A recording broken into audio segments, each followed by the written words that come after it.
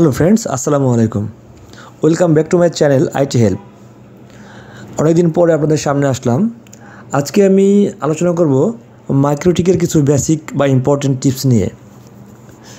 আজকে আমি আলোচনা করব কিভাবে আপনারা মাইক্রোটিকের ব্যাকআপ নেবেন, মাইক্রোটিক কনফিগারেশনের ব্যাকআপ নেবেন এবং মাইক্রোটিক কনফিগারেশনের ব্যাকআপ আবার নতুন একটা মাইক্রোটিকে রিস্টোর করবেন। বিশেষ করে ভিডিওটি হেল্পফুল হবে তাদের জন্য যারা মাইক্রোটিক ইউজ করেন। মাইক্রোটিকের বেশ কিছু মডেল আছে, যেমন RB750, RB450, আবার অনেকেই একটু আপডেট মডেল CCR ইউজ করেন। সবগুলোর জন্যই একই সিস্টেম। তো ভিডিওটি আপনারা শুরু থেকে শেষ পর্যন্ত দেখবেন, আশা করি ভালো লাগবে এবং কিছু শিখতে পারবেন। তাহলে চলুন শুরু করা যাক। ব্যাকআপ স্টার্ট করার আগে আমি আমার মাইক্রোটিকে লগ ইন করে নিচ্ছি। তারপরে এখানে আপনারা বাম পাশে দেখতে পাচ্ছেন মাইক্রোটিকের অনেক মেনু আছে, টুলস, রেডিয়াস, লগ বা mesh, IP, routing, system, interface, অনেক ধরনের মেনু আছে। তো এখান থেকে আপনারা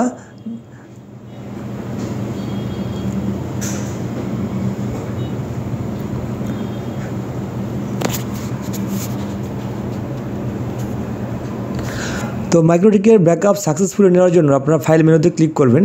ফাইল মেনুতে ক্লিক করার পর এখান থেকে আপনারা ক্লাউড ব্যাকআপও নিতে পারবেন, আবার এখান থেকে লোকাল ডিস্কও ব্যাকআপ নিতে পারবেন। ব্যাকআপ নেওয়ার জন্য আমি প্রথমে ব্যাকআপে ক্লিক করে দিচ্ছি। ব্যাকআপ বাটনে ক্লিক করার পর যে উইন্ডোটা ওপেন হয়েছে, এখানে আমি যে নামে ব্যাকআপটা সেভ করতে চাই সেই নাম দিয়ে দিচ্ছি। আপনারা যে কোনো নাম দিতে পারেন।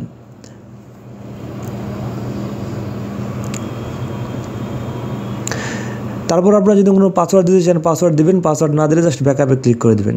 আপনারা দেখতে পাচ্ছেন ব্যাকআপে ক্লিক করে দেওয়ার সাথে সাথে নতুন একটি ব্যাকআপ ক্রিয়েট হয়েছে। আমি যে নাম দিয়েছিলাম ব্যাকআপ সেভ হওয়ার সময়, আপনারা দেখতে পাচ্ছেন নিচে সেকেন্ডটা, নিচে ব্যাকআপ ক্রিয়েট হয়ে গেছে।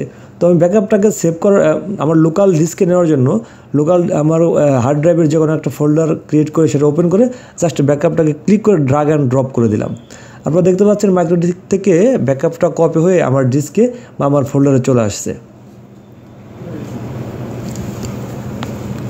সেম ওয়েতে এখন আপনারা যদি ব্যাকআপটি আবার রিস্টোর করতে চান নতুন কোনো মাইক্রোটিকে, তাহলে আবার সেম সিস্টেমে ফাইলে ক্লিক করবেন। ফাইলে ক্লিক করার পরে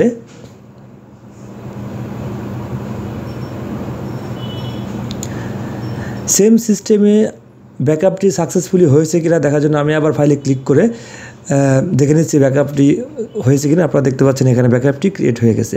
এবং সেম ওয়েতে আপনারা যখন নতুন কোনো মাইক্রোটিকে ব্যাকআপটি রিস্টোর করতে চান, তাহলে ফাইল মেনুতে মাইক্রোটিকে মেনুতে গিয়ে ফাইল ওপেন করে সেখান থেকে রিস্টোর বাটনে ক্লিক করে দেবেন। রিস্টোর বাটনে ক্লিক করে ব্যাকআপ ফাইলের পাতে এখানে সিলেক্ট করে দিয়ে জাস্ট রিস্টোর বাটনে ক্লিক করে দেবেন। যেহেতু আমি নতুন কোনো মাইক্রোটিকে রিস্টোর করছি না, তাই ক্যান্সেল করে দিলাম। সাথে থাকার জন্য ধন্যবাদ। আসসালামু আলাইকুম।